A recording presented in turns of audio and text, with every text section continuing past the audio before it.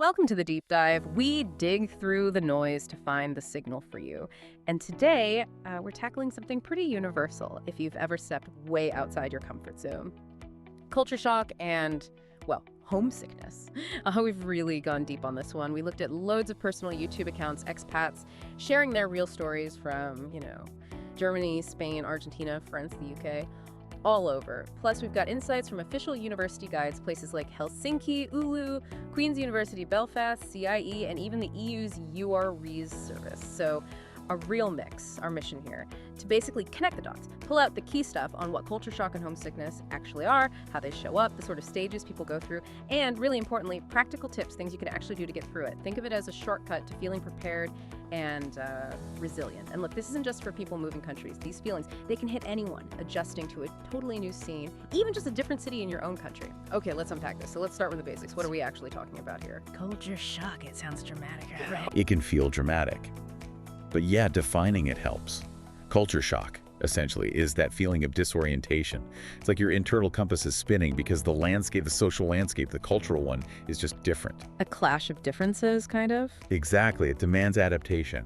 Your usual assumptions about, well, how things work are suddenly challenged. It forces you to readjust. Okay, so that's the disorientation part. What about homesickness? Is it just missing your mom's cooking? Well, maybe partly.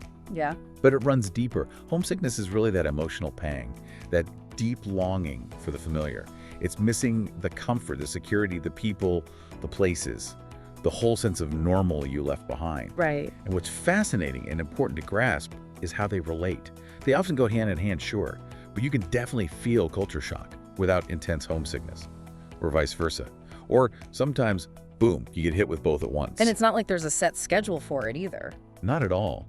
It can hit you right away or creep up on you months down the line when you least expect it. It's just a very human response to a big life change. Totally normal. That's such a key point. It is normal. Because when you're in it, it can feel like you're the only one or that something's wrong with you. So, okay, we know what they are. How do you actually spot the signs? What does it feel like? Yeah, recognizing the symptoms is step one to coping. If you don't know what's happening, that confusion can make everything worse. Generally, you're looking at things like disorientation, feeling confused, frustrated, maybe anxious or stressed out, sometimes even symptoms that feel quite a bit like depression. And beyond those big feelings, the sources mention some really specific things people go through, like feeling really isolated, right? Like it's impossible to make new friends. Absolutely. That feeling of isolation is huge. Difficulty connecting, loneliness. And it's not always about a language barrier, though that's part of it. It can be about adjusting to different communication styles. How direct people are versus indirect. That whole culture map idea. Or even just slang, right? Little things that make you feel like an outsider. Totally. And then there's the physical signs. Your body often reacts even if your mind is trying to push through. Like what kind of physical things? Things like trouble sleeping or changes in appetite, headaches, stomach aches, just feeling constantly tired. It's your body signaling that it's under stress from all the adjustment. Wow. And emotionally? Emotionally, it can manifest as losing your temper easily, lots of self-doubt, losing confidence, feeling kind of lost or overlooked. I read about people feeling actual grief for their old life. Yes, grief is a really common one. Or even a regret, like, why did I even do this? Understanding that huge range of symptoms is vital. It helps you say, okay, this isn't just me, this is a thing. Right, it gives it a name. So once these feelings start, is there a kind of predictable path people tend to follow, like stages?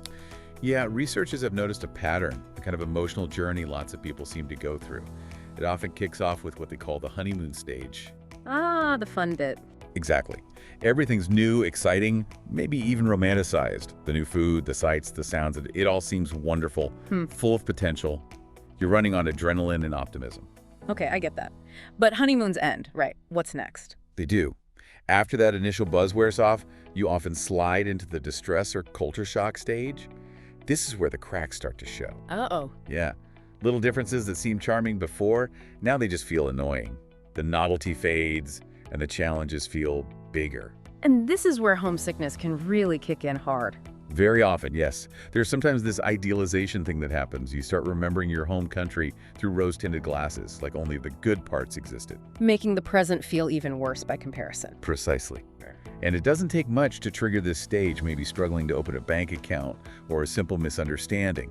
Suddenly you feel really alone, frustrated, maybe a bit disillusioned. That sounds like the real low point. How do you start climbing out of that? Well, it takes time and conscious effort, but typically people move into the adjustment stage. This is where things start to turn around. Okay, some light at the end of the tunnel. Definitely. You start seeing things differently, maybe understanding the why behind certain customs.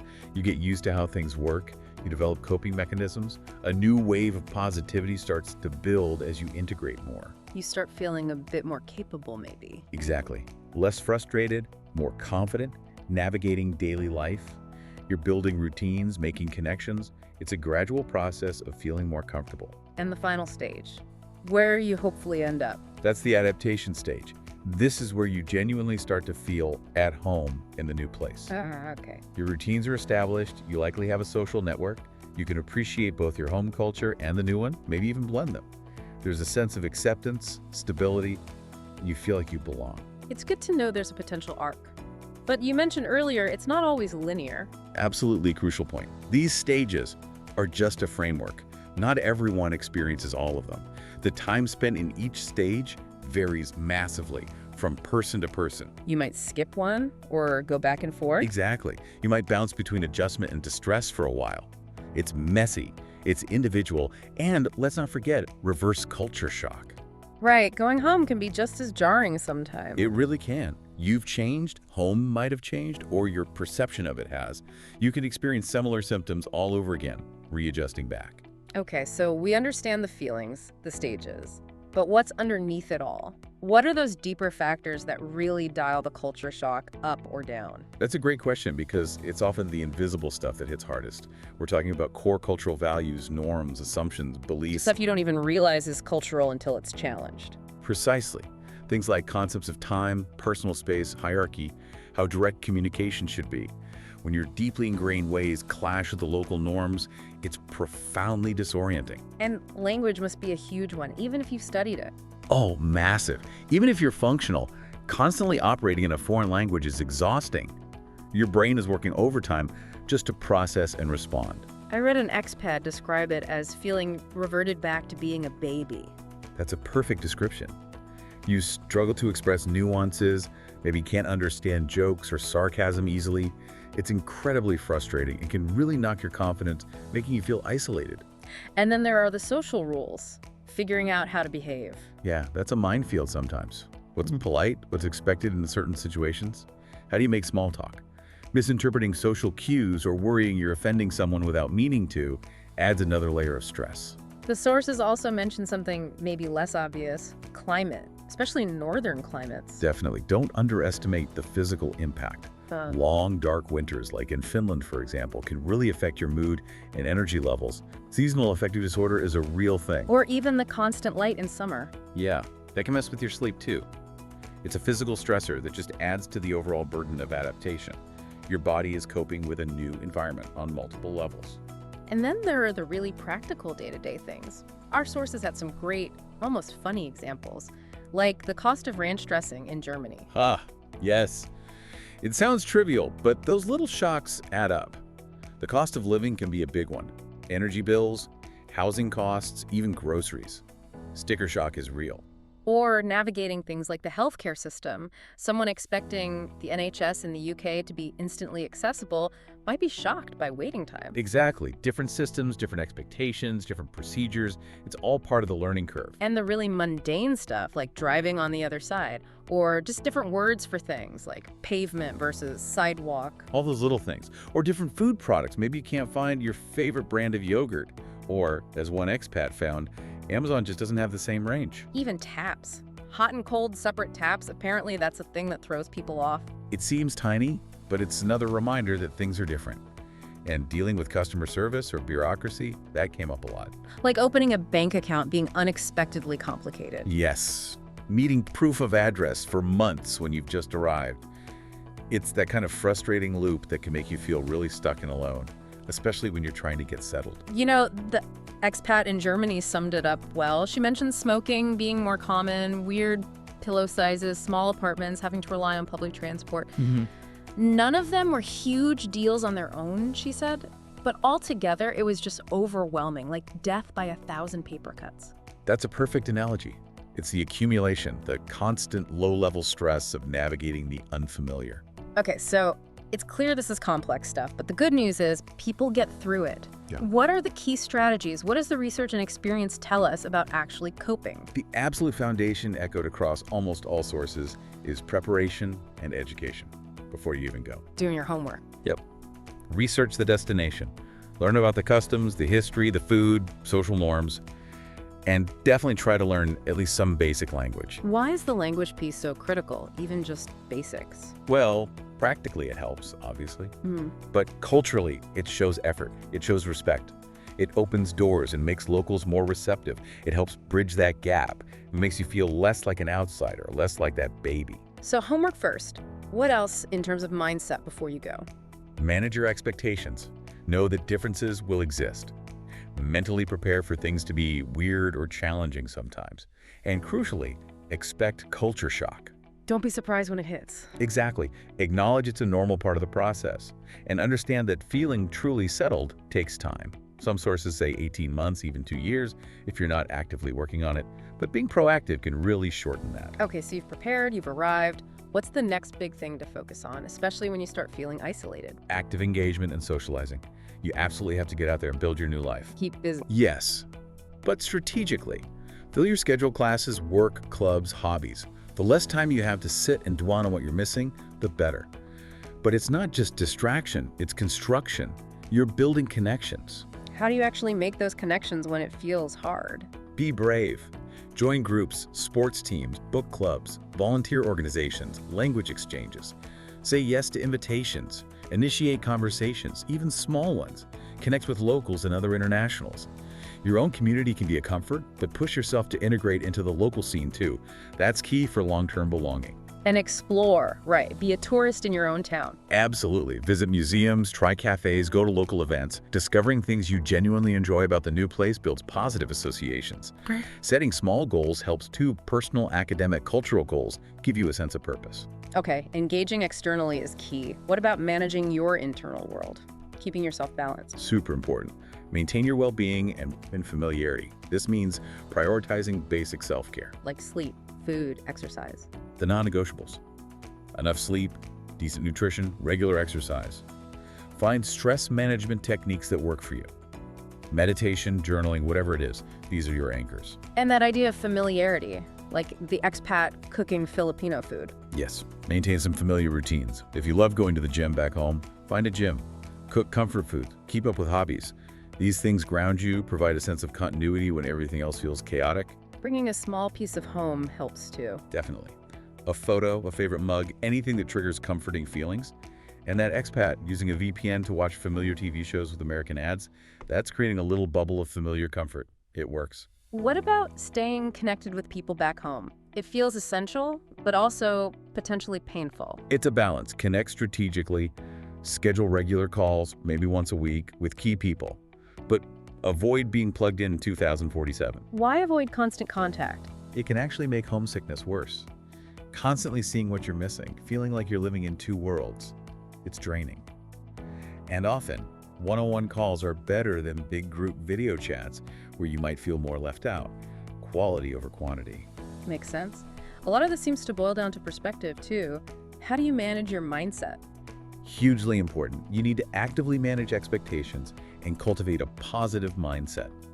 Try to be open-minded. See differences as interesting, as learning opportunities, rather than automatically judging them or comparing negatively to home. Easier said than done sometimes. Oh, for sure. And a big part of that is limiting social media comparisons.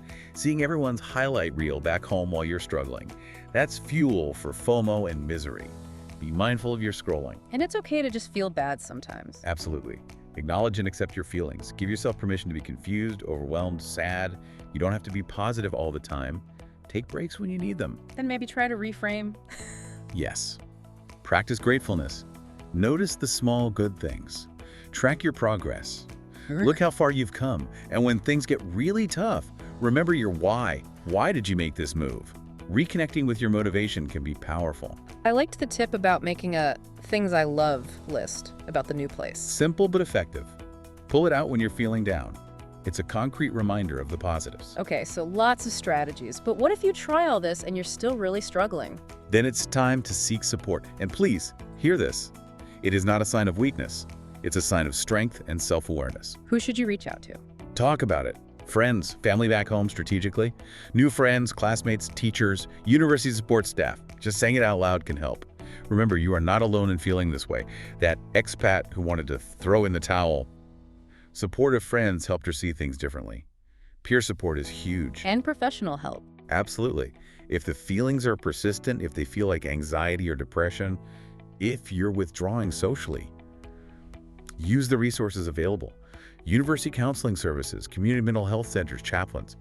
They exist for this exact reason. Don't hesitate. It really sounds like while it's tough getting through this process, it changes you, right? In a good way. Oh, absolutely. If we connect this to the bigger picture, navigating culture shock is genuinely transformative. It builds resilience, self-confidence.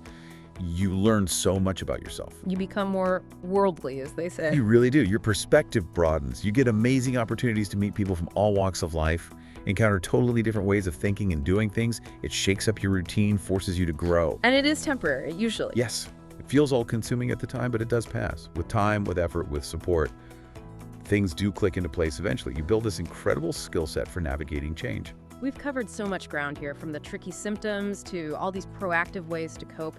It really emphasizes that this is a normal, albeit challenging, human experience. Exactly. And that journey, as we said, isn't a neat straight line. It's messy, there are ups and downs, but it's fundamentally a process of growth. And reaching out for help along the way is smart, not shameful. Maybe a final thought to leave people with, building on what one expat realized. Consider this idea. Home is something you always carry with you. Your values, your skills, your experiences, they're part of you. What if you reframe it? What if life really is a big adventure, and that sense of home isn't just a place, but something you cultivate inside yourself wherever you happen to be? That's a powerful way to think about it, creating home within yourself. So what does all this mean for you listening? We hope you'll think about your own encounters with newness, maybe use some of these insights or share them with someone embarking on their own adventure.